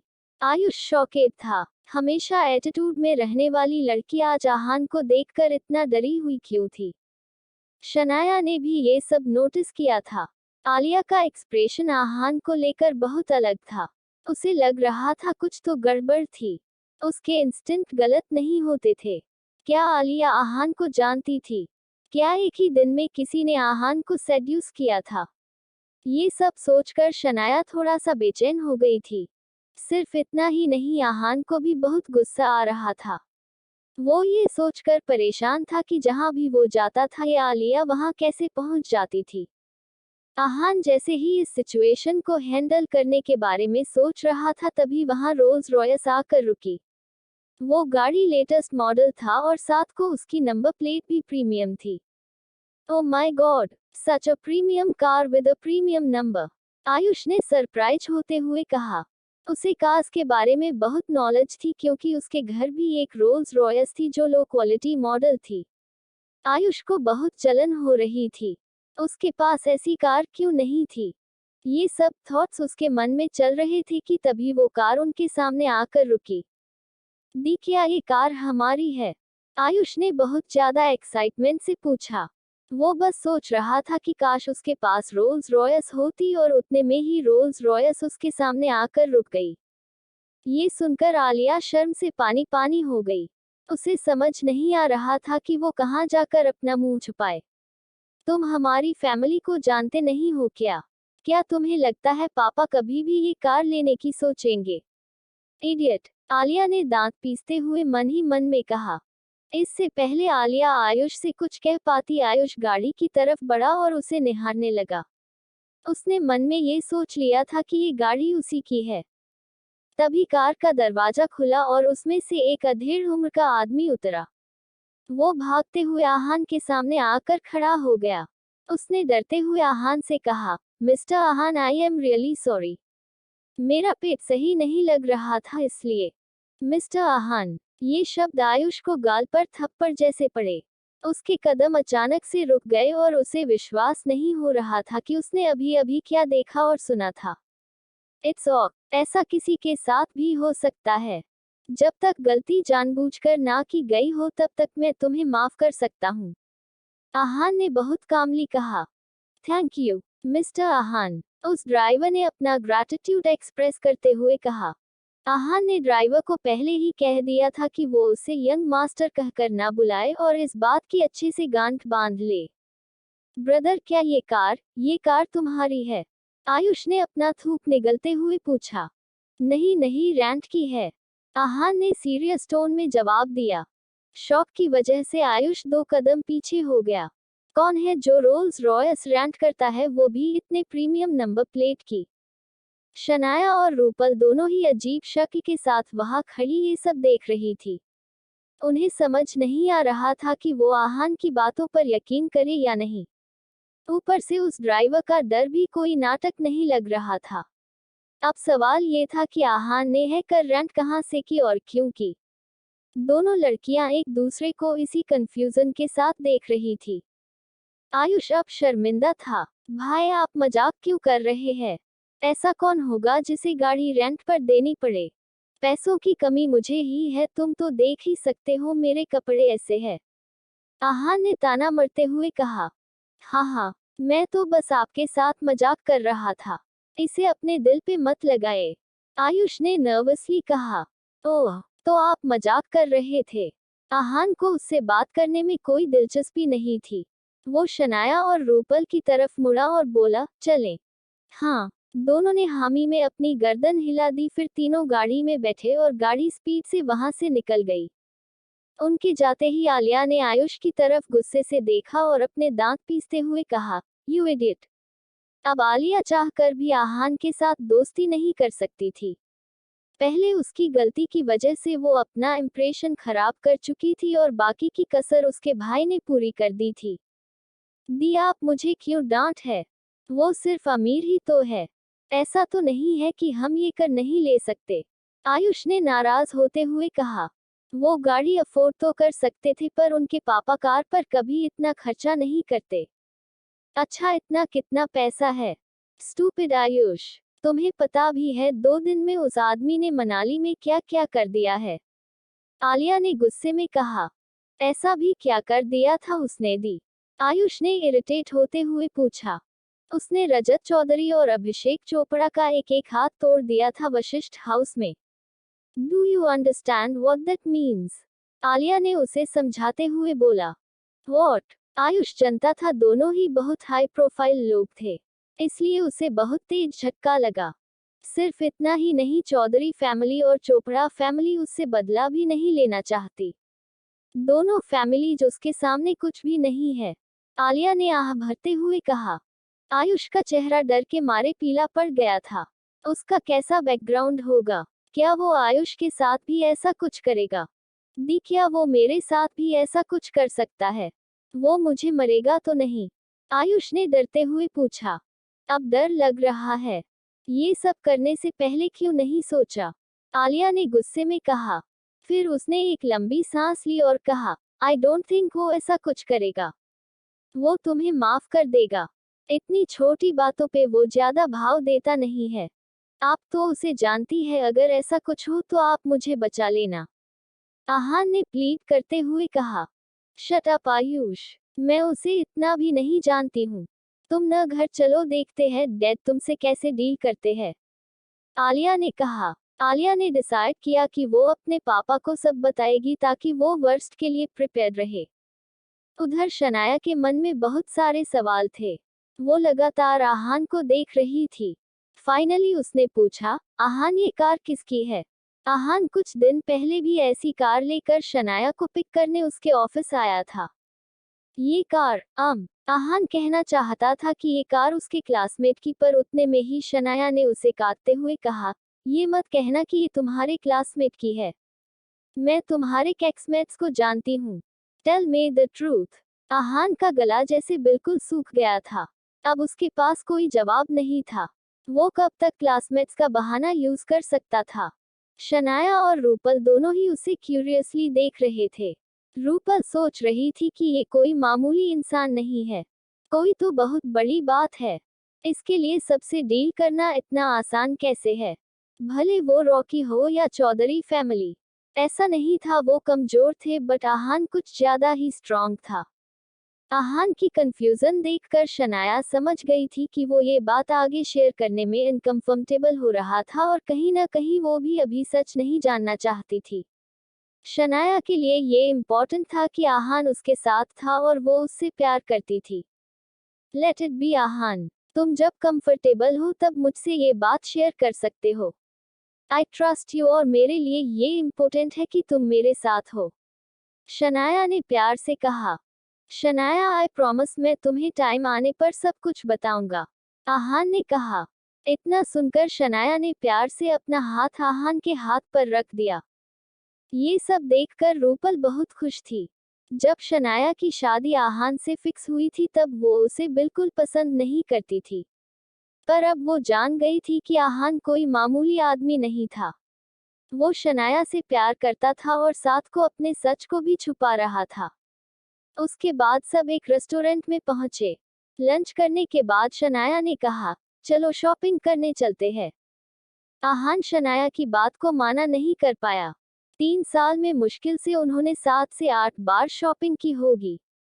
तुम लोग चले जाओ, मैं तुम्हारे बीच में कबाब में हड्डी नहीं बनना चाहती। मुझे मेरी ब्यूटी स्लीप चाहिए। रूपल चाहती थी कि शनाया और आहान अकेले वक्त बिताए। ओके, शनाया ने विंक करते हुए कहा। फिर शनाया और आहान वहां से चले गए। शनाया ने प्यार से आहान के गले में हाथ डाल लिया। दोनों फिर एक शॉपिंग सेंटर पर पहुंचे जहां हर तरह के ब्रांड्स अवेलेबल थे। वो जैसे ही वहां पहुंचे वो एक औरत से टकराए। वो औरत बहुत हाई फाई थी। टकराते की उस औरत ने उन्हें गाली दी और चिढ़ते हुए वहां से चली गई। उसे इग्नोर करते दोनों एक प्राडा के स्टोर में घुसे। वहां का स्टाफ शनाया और आहान को देखकर समझ गया था कि ये यहाँ से कुछ नहीं ले पाएंगे। तभी शनाया की नजर एक पर्स पर पड़ी और उसे वो पसंद आ गया और उसी वक्त वो औरत जिनसे ये दोनों टकराए थे वहां आई और उसी पर्स को निहारने लगी। दोनों में पर्स लेने के लिए आई कांटेक्ट हुआ और दोनों एक दूसरे को गुस्से में देखने लगे। शनाया और आहान हाथ में हाथ डाले शॉपिंग मॉल में घूम रहे थे। वहां हर ब्रांड के स्टोर्स थे। वहां वो अचानक से एक औरत ही टकराए जो बहुत हाई फाई और एरोगेंट थी। दोनों के सॉरी बोलने के बाद भी उस औरत ने उन्हें गाली दी और वहां से चली गई। शनाया ने उसे इग्नोर करते हुए आहान से कहा, आहान मुझे चाय पीनी है। तुम प्लीज ले आओगे? मैं लेकर आता हूँ। तुम यहीं वेट करो। इतना कहकर आहान शनाया के लिए चाय लेने चला गया। तुम्हारी चाय, उसने कप शनाया को देते हुए कहा और शनाया मुस्कुराने लगी। क्या हुआ? तुम मुस्कुरा क्यों रही हो? आहान ने सवाल किया। तुमने शायद नोटिस नहीं किया पर तुम आजकल मुझे आप नहीं तुम कहते हो। शनाया ने मुस्कुराते हुए कहा। आहान ये सुनकर सरप्राइज हो गया था। उसने सच में ये बात नोटिस नहीं की थी पर अब जब उसे ये पता चला तब वो जानना चाहता था कि शनाया इस बारे में क्या सोचती है। शनाया तुम्हें मतलब आपको बुरा तो नहीं लगता? Of course not hubby, in fact I love it, तुम बहुत अपना अपना सा लगता है। शनाया ने शर्माते हुए कहा और फिर उसका हाथ पकड़कर आगे। आहान भी ये सुन के शर्मा गया। आखिर इतने सालों के बाद फाइनली उन दोनों के रिश्ते में इतनी क्लोजनेस आई थी जैसे बाकी यंग कपल्स में होती थी। काफी स्ट्रॉल करने के बाद शनाया को एक प्रदा का स्टोर दिखा। स्टोर देखती ही शनाया बहुत एक्साइटेड हो गई और आहान को खींचते हुए वहां ले गई। स्टोर में एक फीमेल असिस्टेंट ने उन्हें ग्रीट किया। Hello sir, hello madam, welcome to the store. Thank you, Shanaya ने एलिगेंटली जवाब दिया। My name is Divya, how may I help you? उस फीमेल असिस्टेंट ने पूछा। नो, मैं बस ऐसे ही कैजुअली देखना चाहती हूँ। सो, थैंक यू, शनाया ने मुस्कुराते हुए कहा। ये सुनकर दिव्या डिसअपॉइंट हो गई थी। उन दोनों को देखकर वो पहले ही समझ गई थी वो यहाँ से कुछ अफोर्ड नहीं कर पाएंगे। असिस्टेंट होने की वजह से उसका कस्टमर को देखकर पहला काम उन्हें ऑब्जर्व करना होता है। वो अपने कस्टमर्स को दो कैटेगरीज में डिवाइड करते हैं, एक जो अमीर और हाई फाई होते हैं और दूसरे जो मिडिल क्लास होते हैं। आहान को देखकर उसने तुरंत जज कर लिया था कि ये लोग मिडिल क्लास है और यहाँ से कुछ ले नहीं पाएंगे। शनाया एक सेक्शन में पर्स देख रही थी और दिव्या का उसे अटेंड करने का बिल्कुल मन नहीं था इसलिए वो चुपचाप साइड में खड़ी रही। तभी आहान का फोन पर अस्मिता का कॉल आया। वो हड़बड़ी में बाहर चला गया। उसे बाहर जाते देख दिव्या ने सोचा कि आहान एक टिपिकल बॉयफ्रेंड है। उसकी गर्लफ्रेंड के बिल उसे न भरने पड़े इसलिए फोन का बहाना करके वहां से चला गया। इसी वक्त वहां के औरत आई। उसने लाल रंग का ब्रांडेड ड्रेस पहना हुआ था। उसकी उम्र करीब 30 साल होगी पर उसने अपने चेहरे पर मेकअप की बहुत मोटी लेयर लगाई हुई थी। जैसे ही उसने स्टोर में एंटर किया, दिव्या मुस्कुराने लगी और तुरंत उसके पास चली गई। उसने तुरंत भांप लिया थी कि ये औरत यहाँ से जरूर कुछ खरीदेगी। Hello madam, how may I help you? उसने बहुत एनर्जेटिकली पूछा। क्या आपके पास फ्रांस के आए लेटेस्ट बैग्स है? उस औरत ने पूछा। ये सुनकर दिव्या और भी खुश हो गई थी। उसे अंदाजा हो गया था कि ये औरत ऐसे लग्जरी सामान खरीदती रहती है। उन्हें इन सब का अच्छा नॉलेज है। यस, हमारे स्टोर पर फ्रांस से लेटेस्ट कलेक्शन परसों ही आया है। ये सब लिमिटेड प्रोडक्ट्स है। आप आइए मेरे साथ। इतना कहकर दिव्या उस लेडी को लिमिटेड एडिशन सेक्शन में लेकर गई। वहां शनाया पहले से एक चमकीले लाल रंग का पर्स देख रही थी। जब दोनों का आई कांटेक्ट हुआ तब दोनों का मुंह बन गया। ये लेडी वही थी जिनसे आहान और शनाया पहले टकराए थे। जब उस लेडी ने शनाया को ढंग से ऊपर से नीचे देखा तब उसके मन में जलन हुई। शनाया बहुत ज्यादा सुंदर थी, उसमें कोई भी कमी निकालना पॉसिबल नहीं था। मैडम, आप प्लीज साइड हो जाए, आप हमारा रास्ता ब्लॉक कर रही है। दिव्या ने देख लिया था कि वो लेडी बहुत अनकंफर्टेबल और जेलस हो रही थी। दिव्या अच्छे से जानती थी कि अगर उसने इस लेडी को इम्प्रेस कर दिया तो फिर उसे अच्छा बोनस मिल सकता है। इस बात पर शनाया का मुंह बन गया। वो उनके रास्ते में थी ही नहीं, वो तो बस देख। मैडम, प्लीज हमारे रास्ते से हट जाए, दिव्या ने और भी ज्यादा बेताब होते हुए कहा। उसे ऐसे लोग बिल्कुल पसंद नहीं थे जो सिर्फ सामान देखते थे और खरीदते नहीं थे। मैं बैग देख रही हूँ। हालांकि शनाया को बहुत गुस्सा आ रहा था, फिर भी उसने धैर्य से ये बात कही।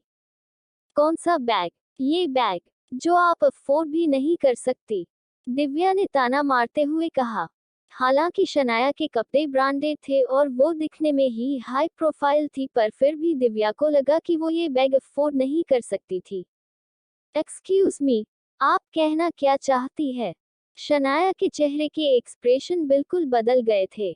उसमें अच्छा पेशेंस था, वो अपना मजाक उड़ते हुए नहीं देख सकती थी। आप अच्छे से जानती हैं मैं क्या कहना चाहती हूँ, दिव्या ने अपने हाथ फोल्ड करते हुए कहा। कैसे खरीदेगी आप ये पर्स? इस पर्स का प्राइस 60,000 और आपका मिडिल क्लास बॉयफ्रेंड खर्चे से डरकर पहले ही भाग चुका है। आप दोनों के सपने तो बड़े हैं पर जेब नहीं, तो बेहतर यही होगा कि आप भी यहाँ से चली जाएं, दिव्या ने कहा। आहान को वहां ना देखकर शनाया को बहुत अजीब लगा। आहान बिल्कुल ऐसा लड़का नहीं था जो वहां से भाग जाए। वो जरूर किसी काम से बाहर गया होगा। दिव्या सिर्फ इस बात का बतंगड़ बना रही थी। अच्छा, तुम्हें कैसे पता मैं ये बैग अफोर्ड नहीं कर सकती? शनाया ने कॉन्फिडेंस के साथ सवाल किया। शनाया जानती थी कि वो बैग बहुत महंगा था, फिर भी वो दिव्या को समझाना चाहती थी कि वो अपने कस्टमर्स का मजाक नहीं उड़ा सकती। अगर तुम ये बैग अफोर्ड कर सकती हो तो मैं जो तुम कहोगी वैसा करूंगी। दिव्या को भी पूरा भरोसा था कि वो ये बैग अफोर्ड नहीं कर पाएगी। अच्छा, अगर ऐसा है तो ये लो मेरा कार्ड और स्वाइप करो इसे, शनाया ने अपना बैंक कार्ड देते हुए कहा। जब विक्की ने शनाया से माफी मांगकर पैसे ट्रांसफर किए थे, उस अकाउंट में तब के कुछ पैसे अभी भी थे। उतने अमाउंट में वो ये बैग खरीद सकती थी। तुम्हारे इस कार्ड में पैसे हैं भी। अपने आप को स्मार्ट प्रूव करने के चक्कर में कहीं तुम्हारे इंसल्ट न हो जाए। दिव्या अब अपना आपा खो चुकी थी। वो सिर्फ शनाया को नीचा दिखाना चाहती थी और उस लेडी को इम्प्रेस करना चाहती थी। इसमें पैसे हैं या नहीं ये तुम्हें इसे स्वाइप करने के बाद पता चलेगा। शनाया अब भी थोड़ा पेशेंस से बात कर रही थी।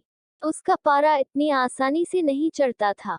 शनाया की इस बात से दिव्या सोच में पड़ गई। वो किसी भी तरह का कोई अंदाजा नहीं लगाना चाहती थी। शनाया देखने में ठीक ठाक ही लग रही थी।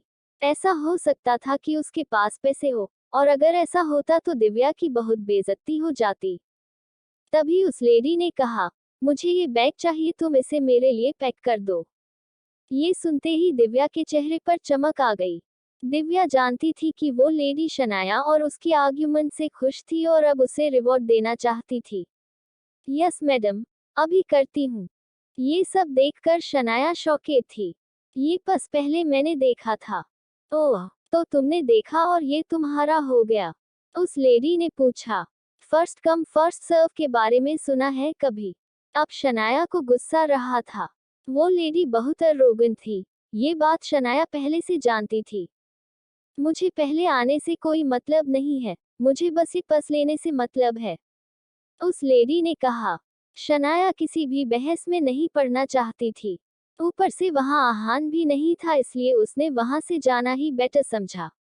अपनी चाय का कप लेकर शनाया जैसे ही वहां से जाने लगी, वो लेडी शनाया से जानबूझकर टकराए और सारी चाय उस लेडी पर, शनाया पर और जमीन पर गिर गई।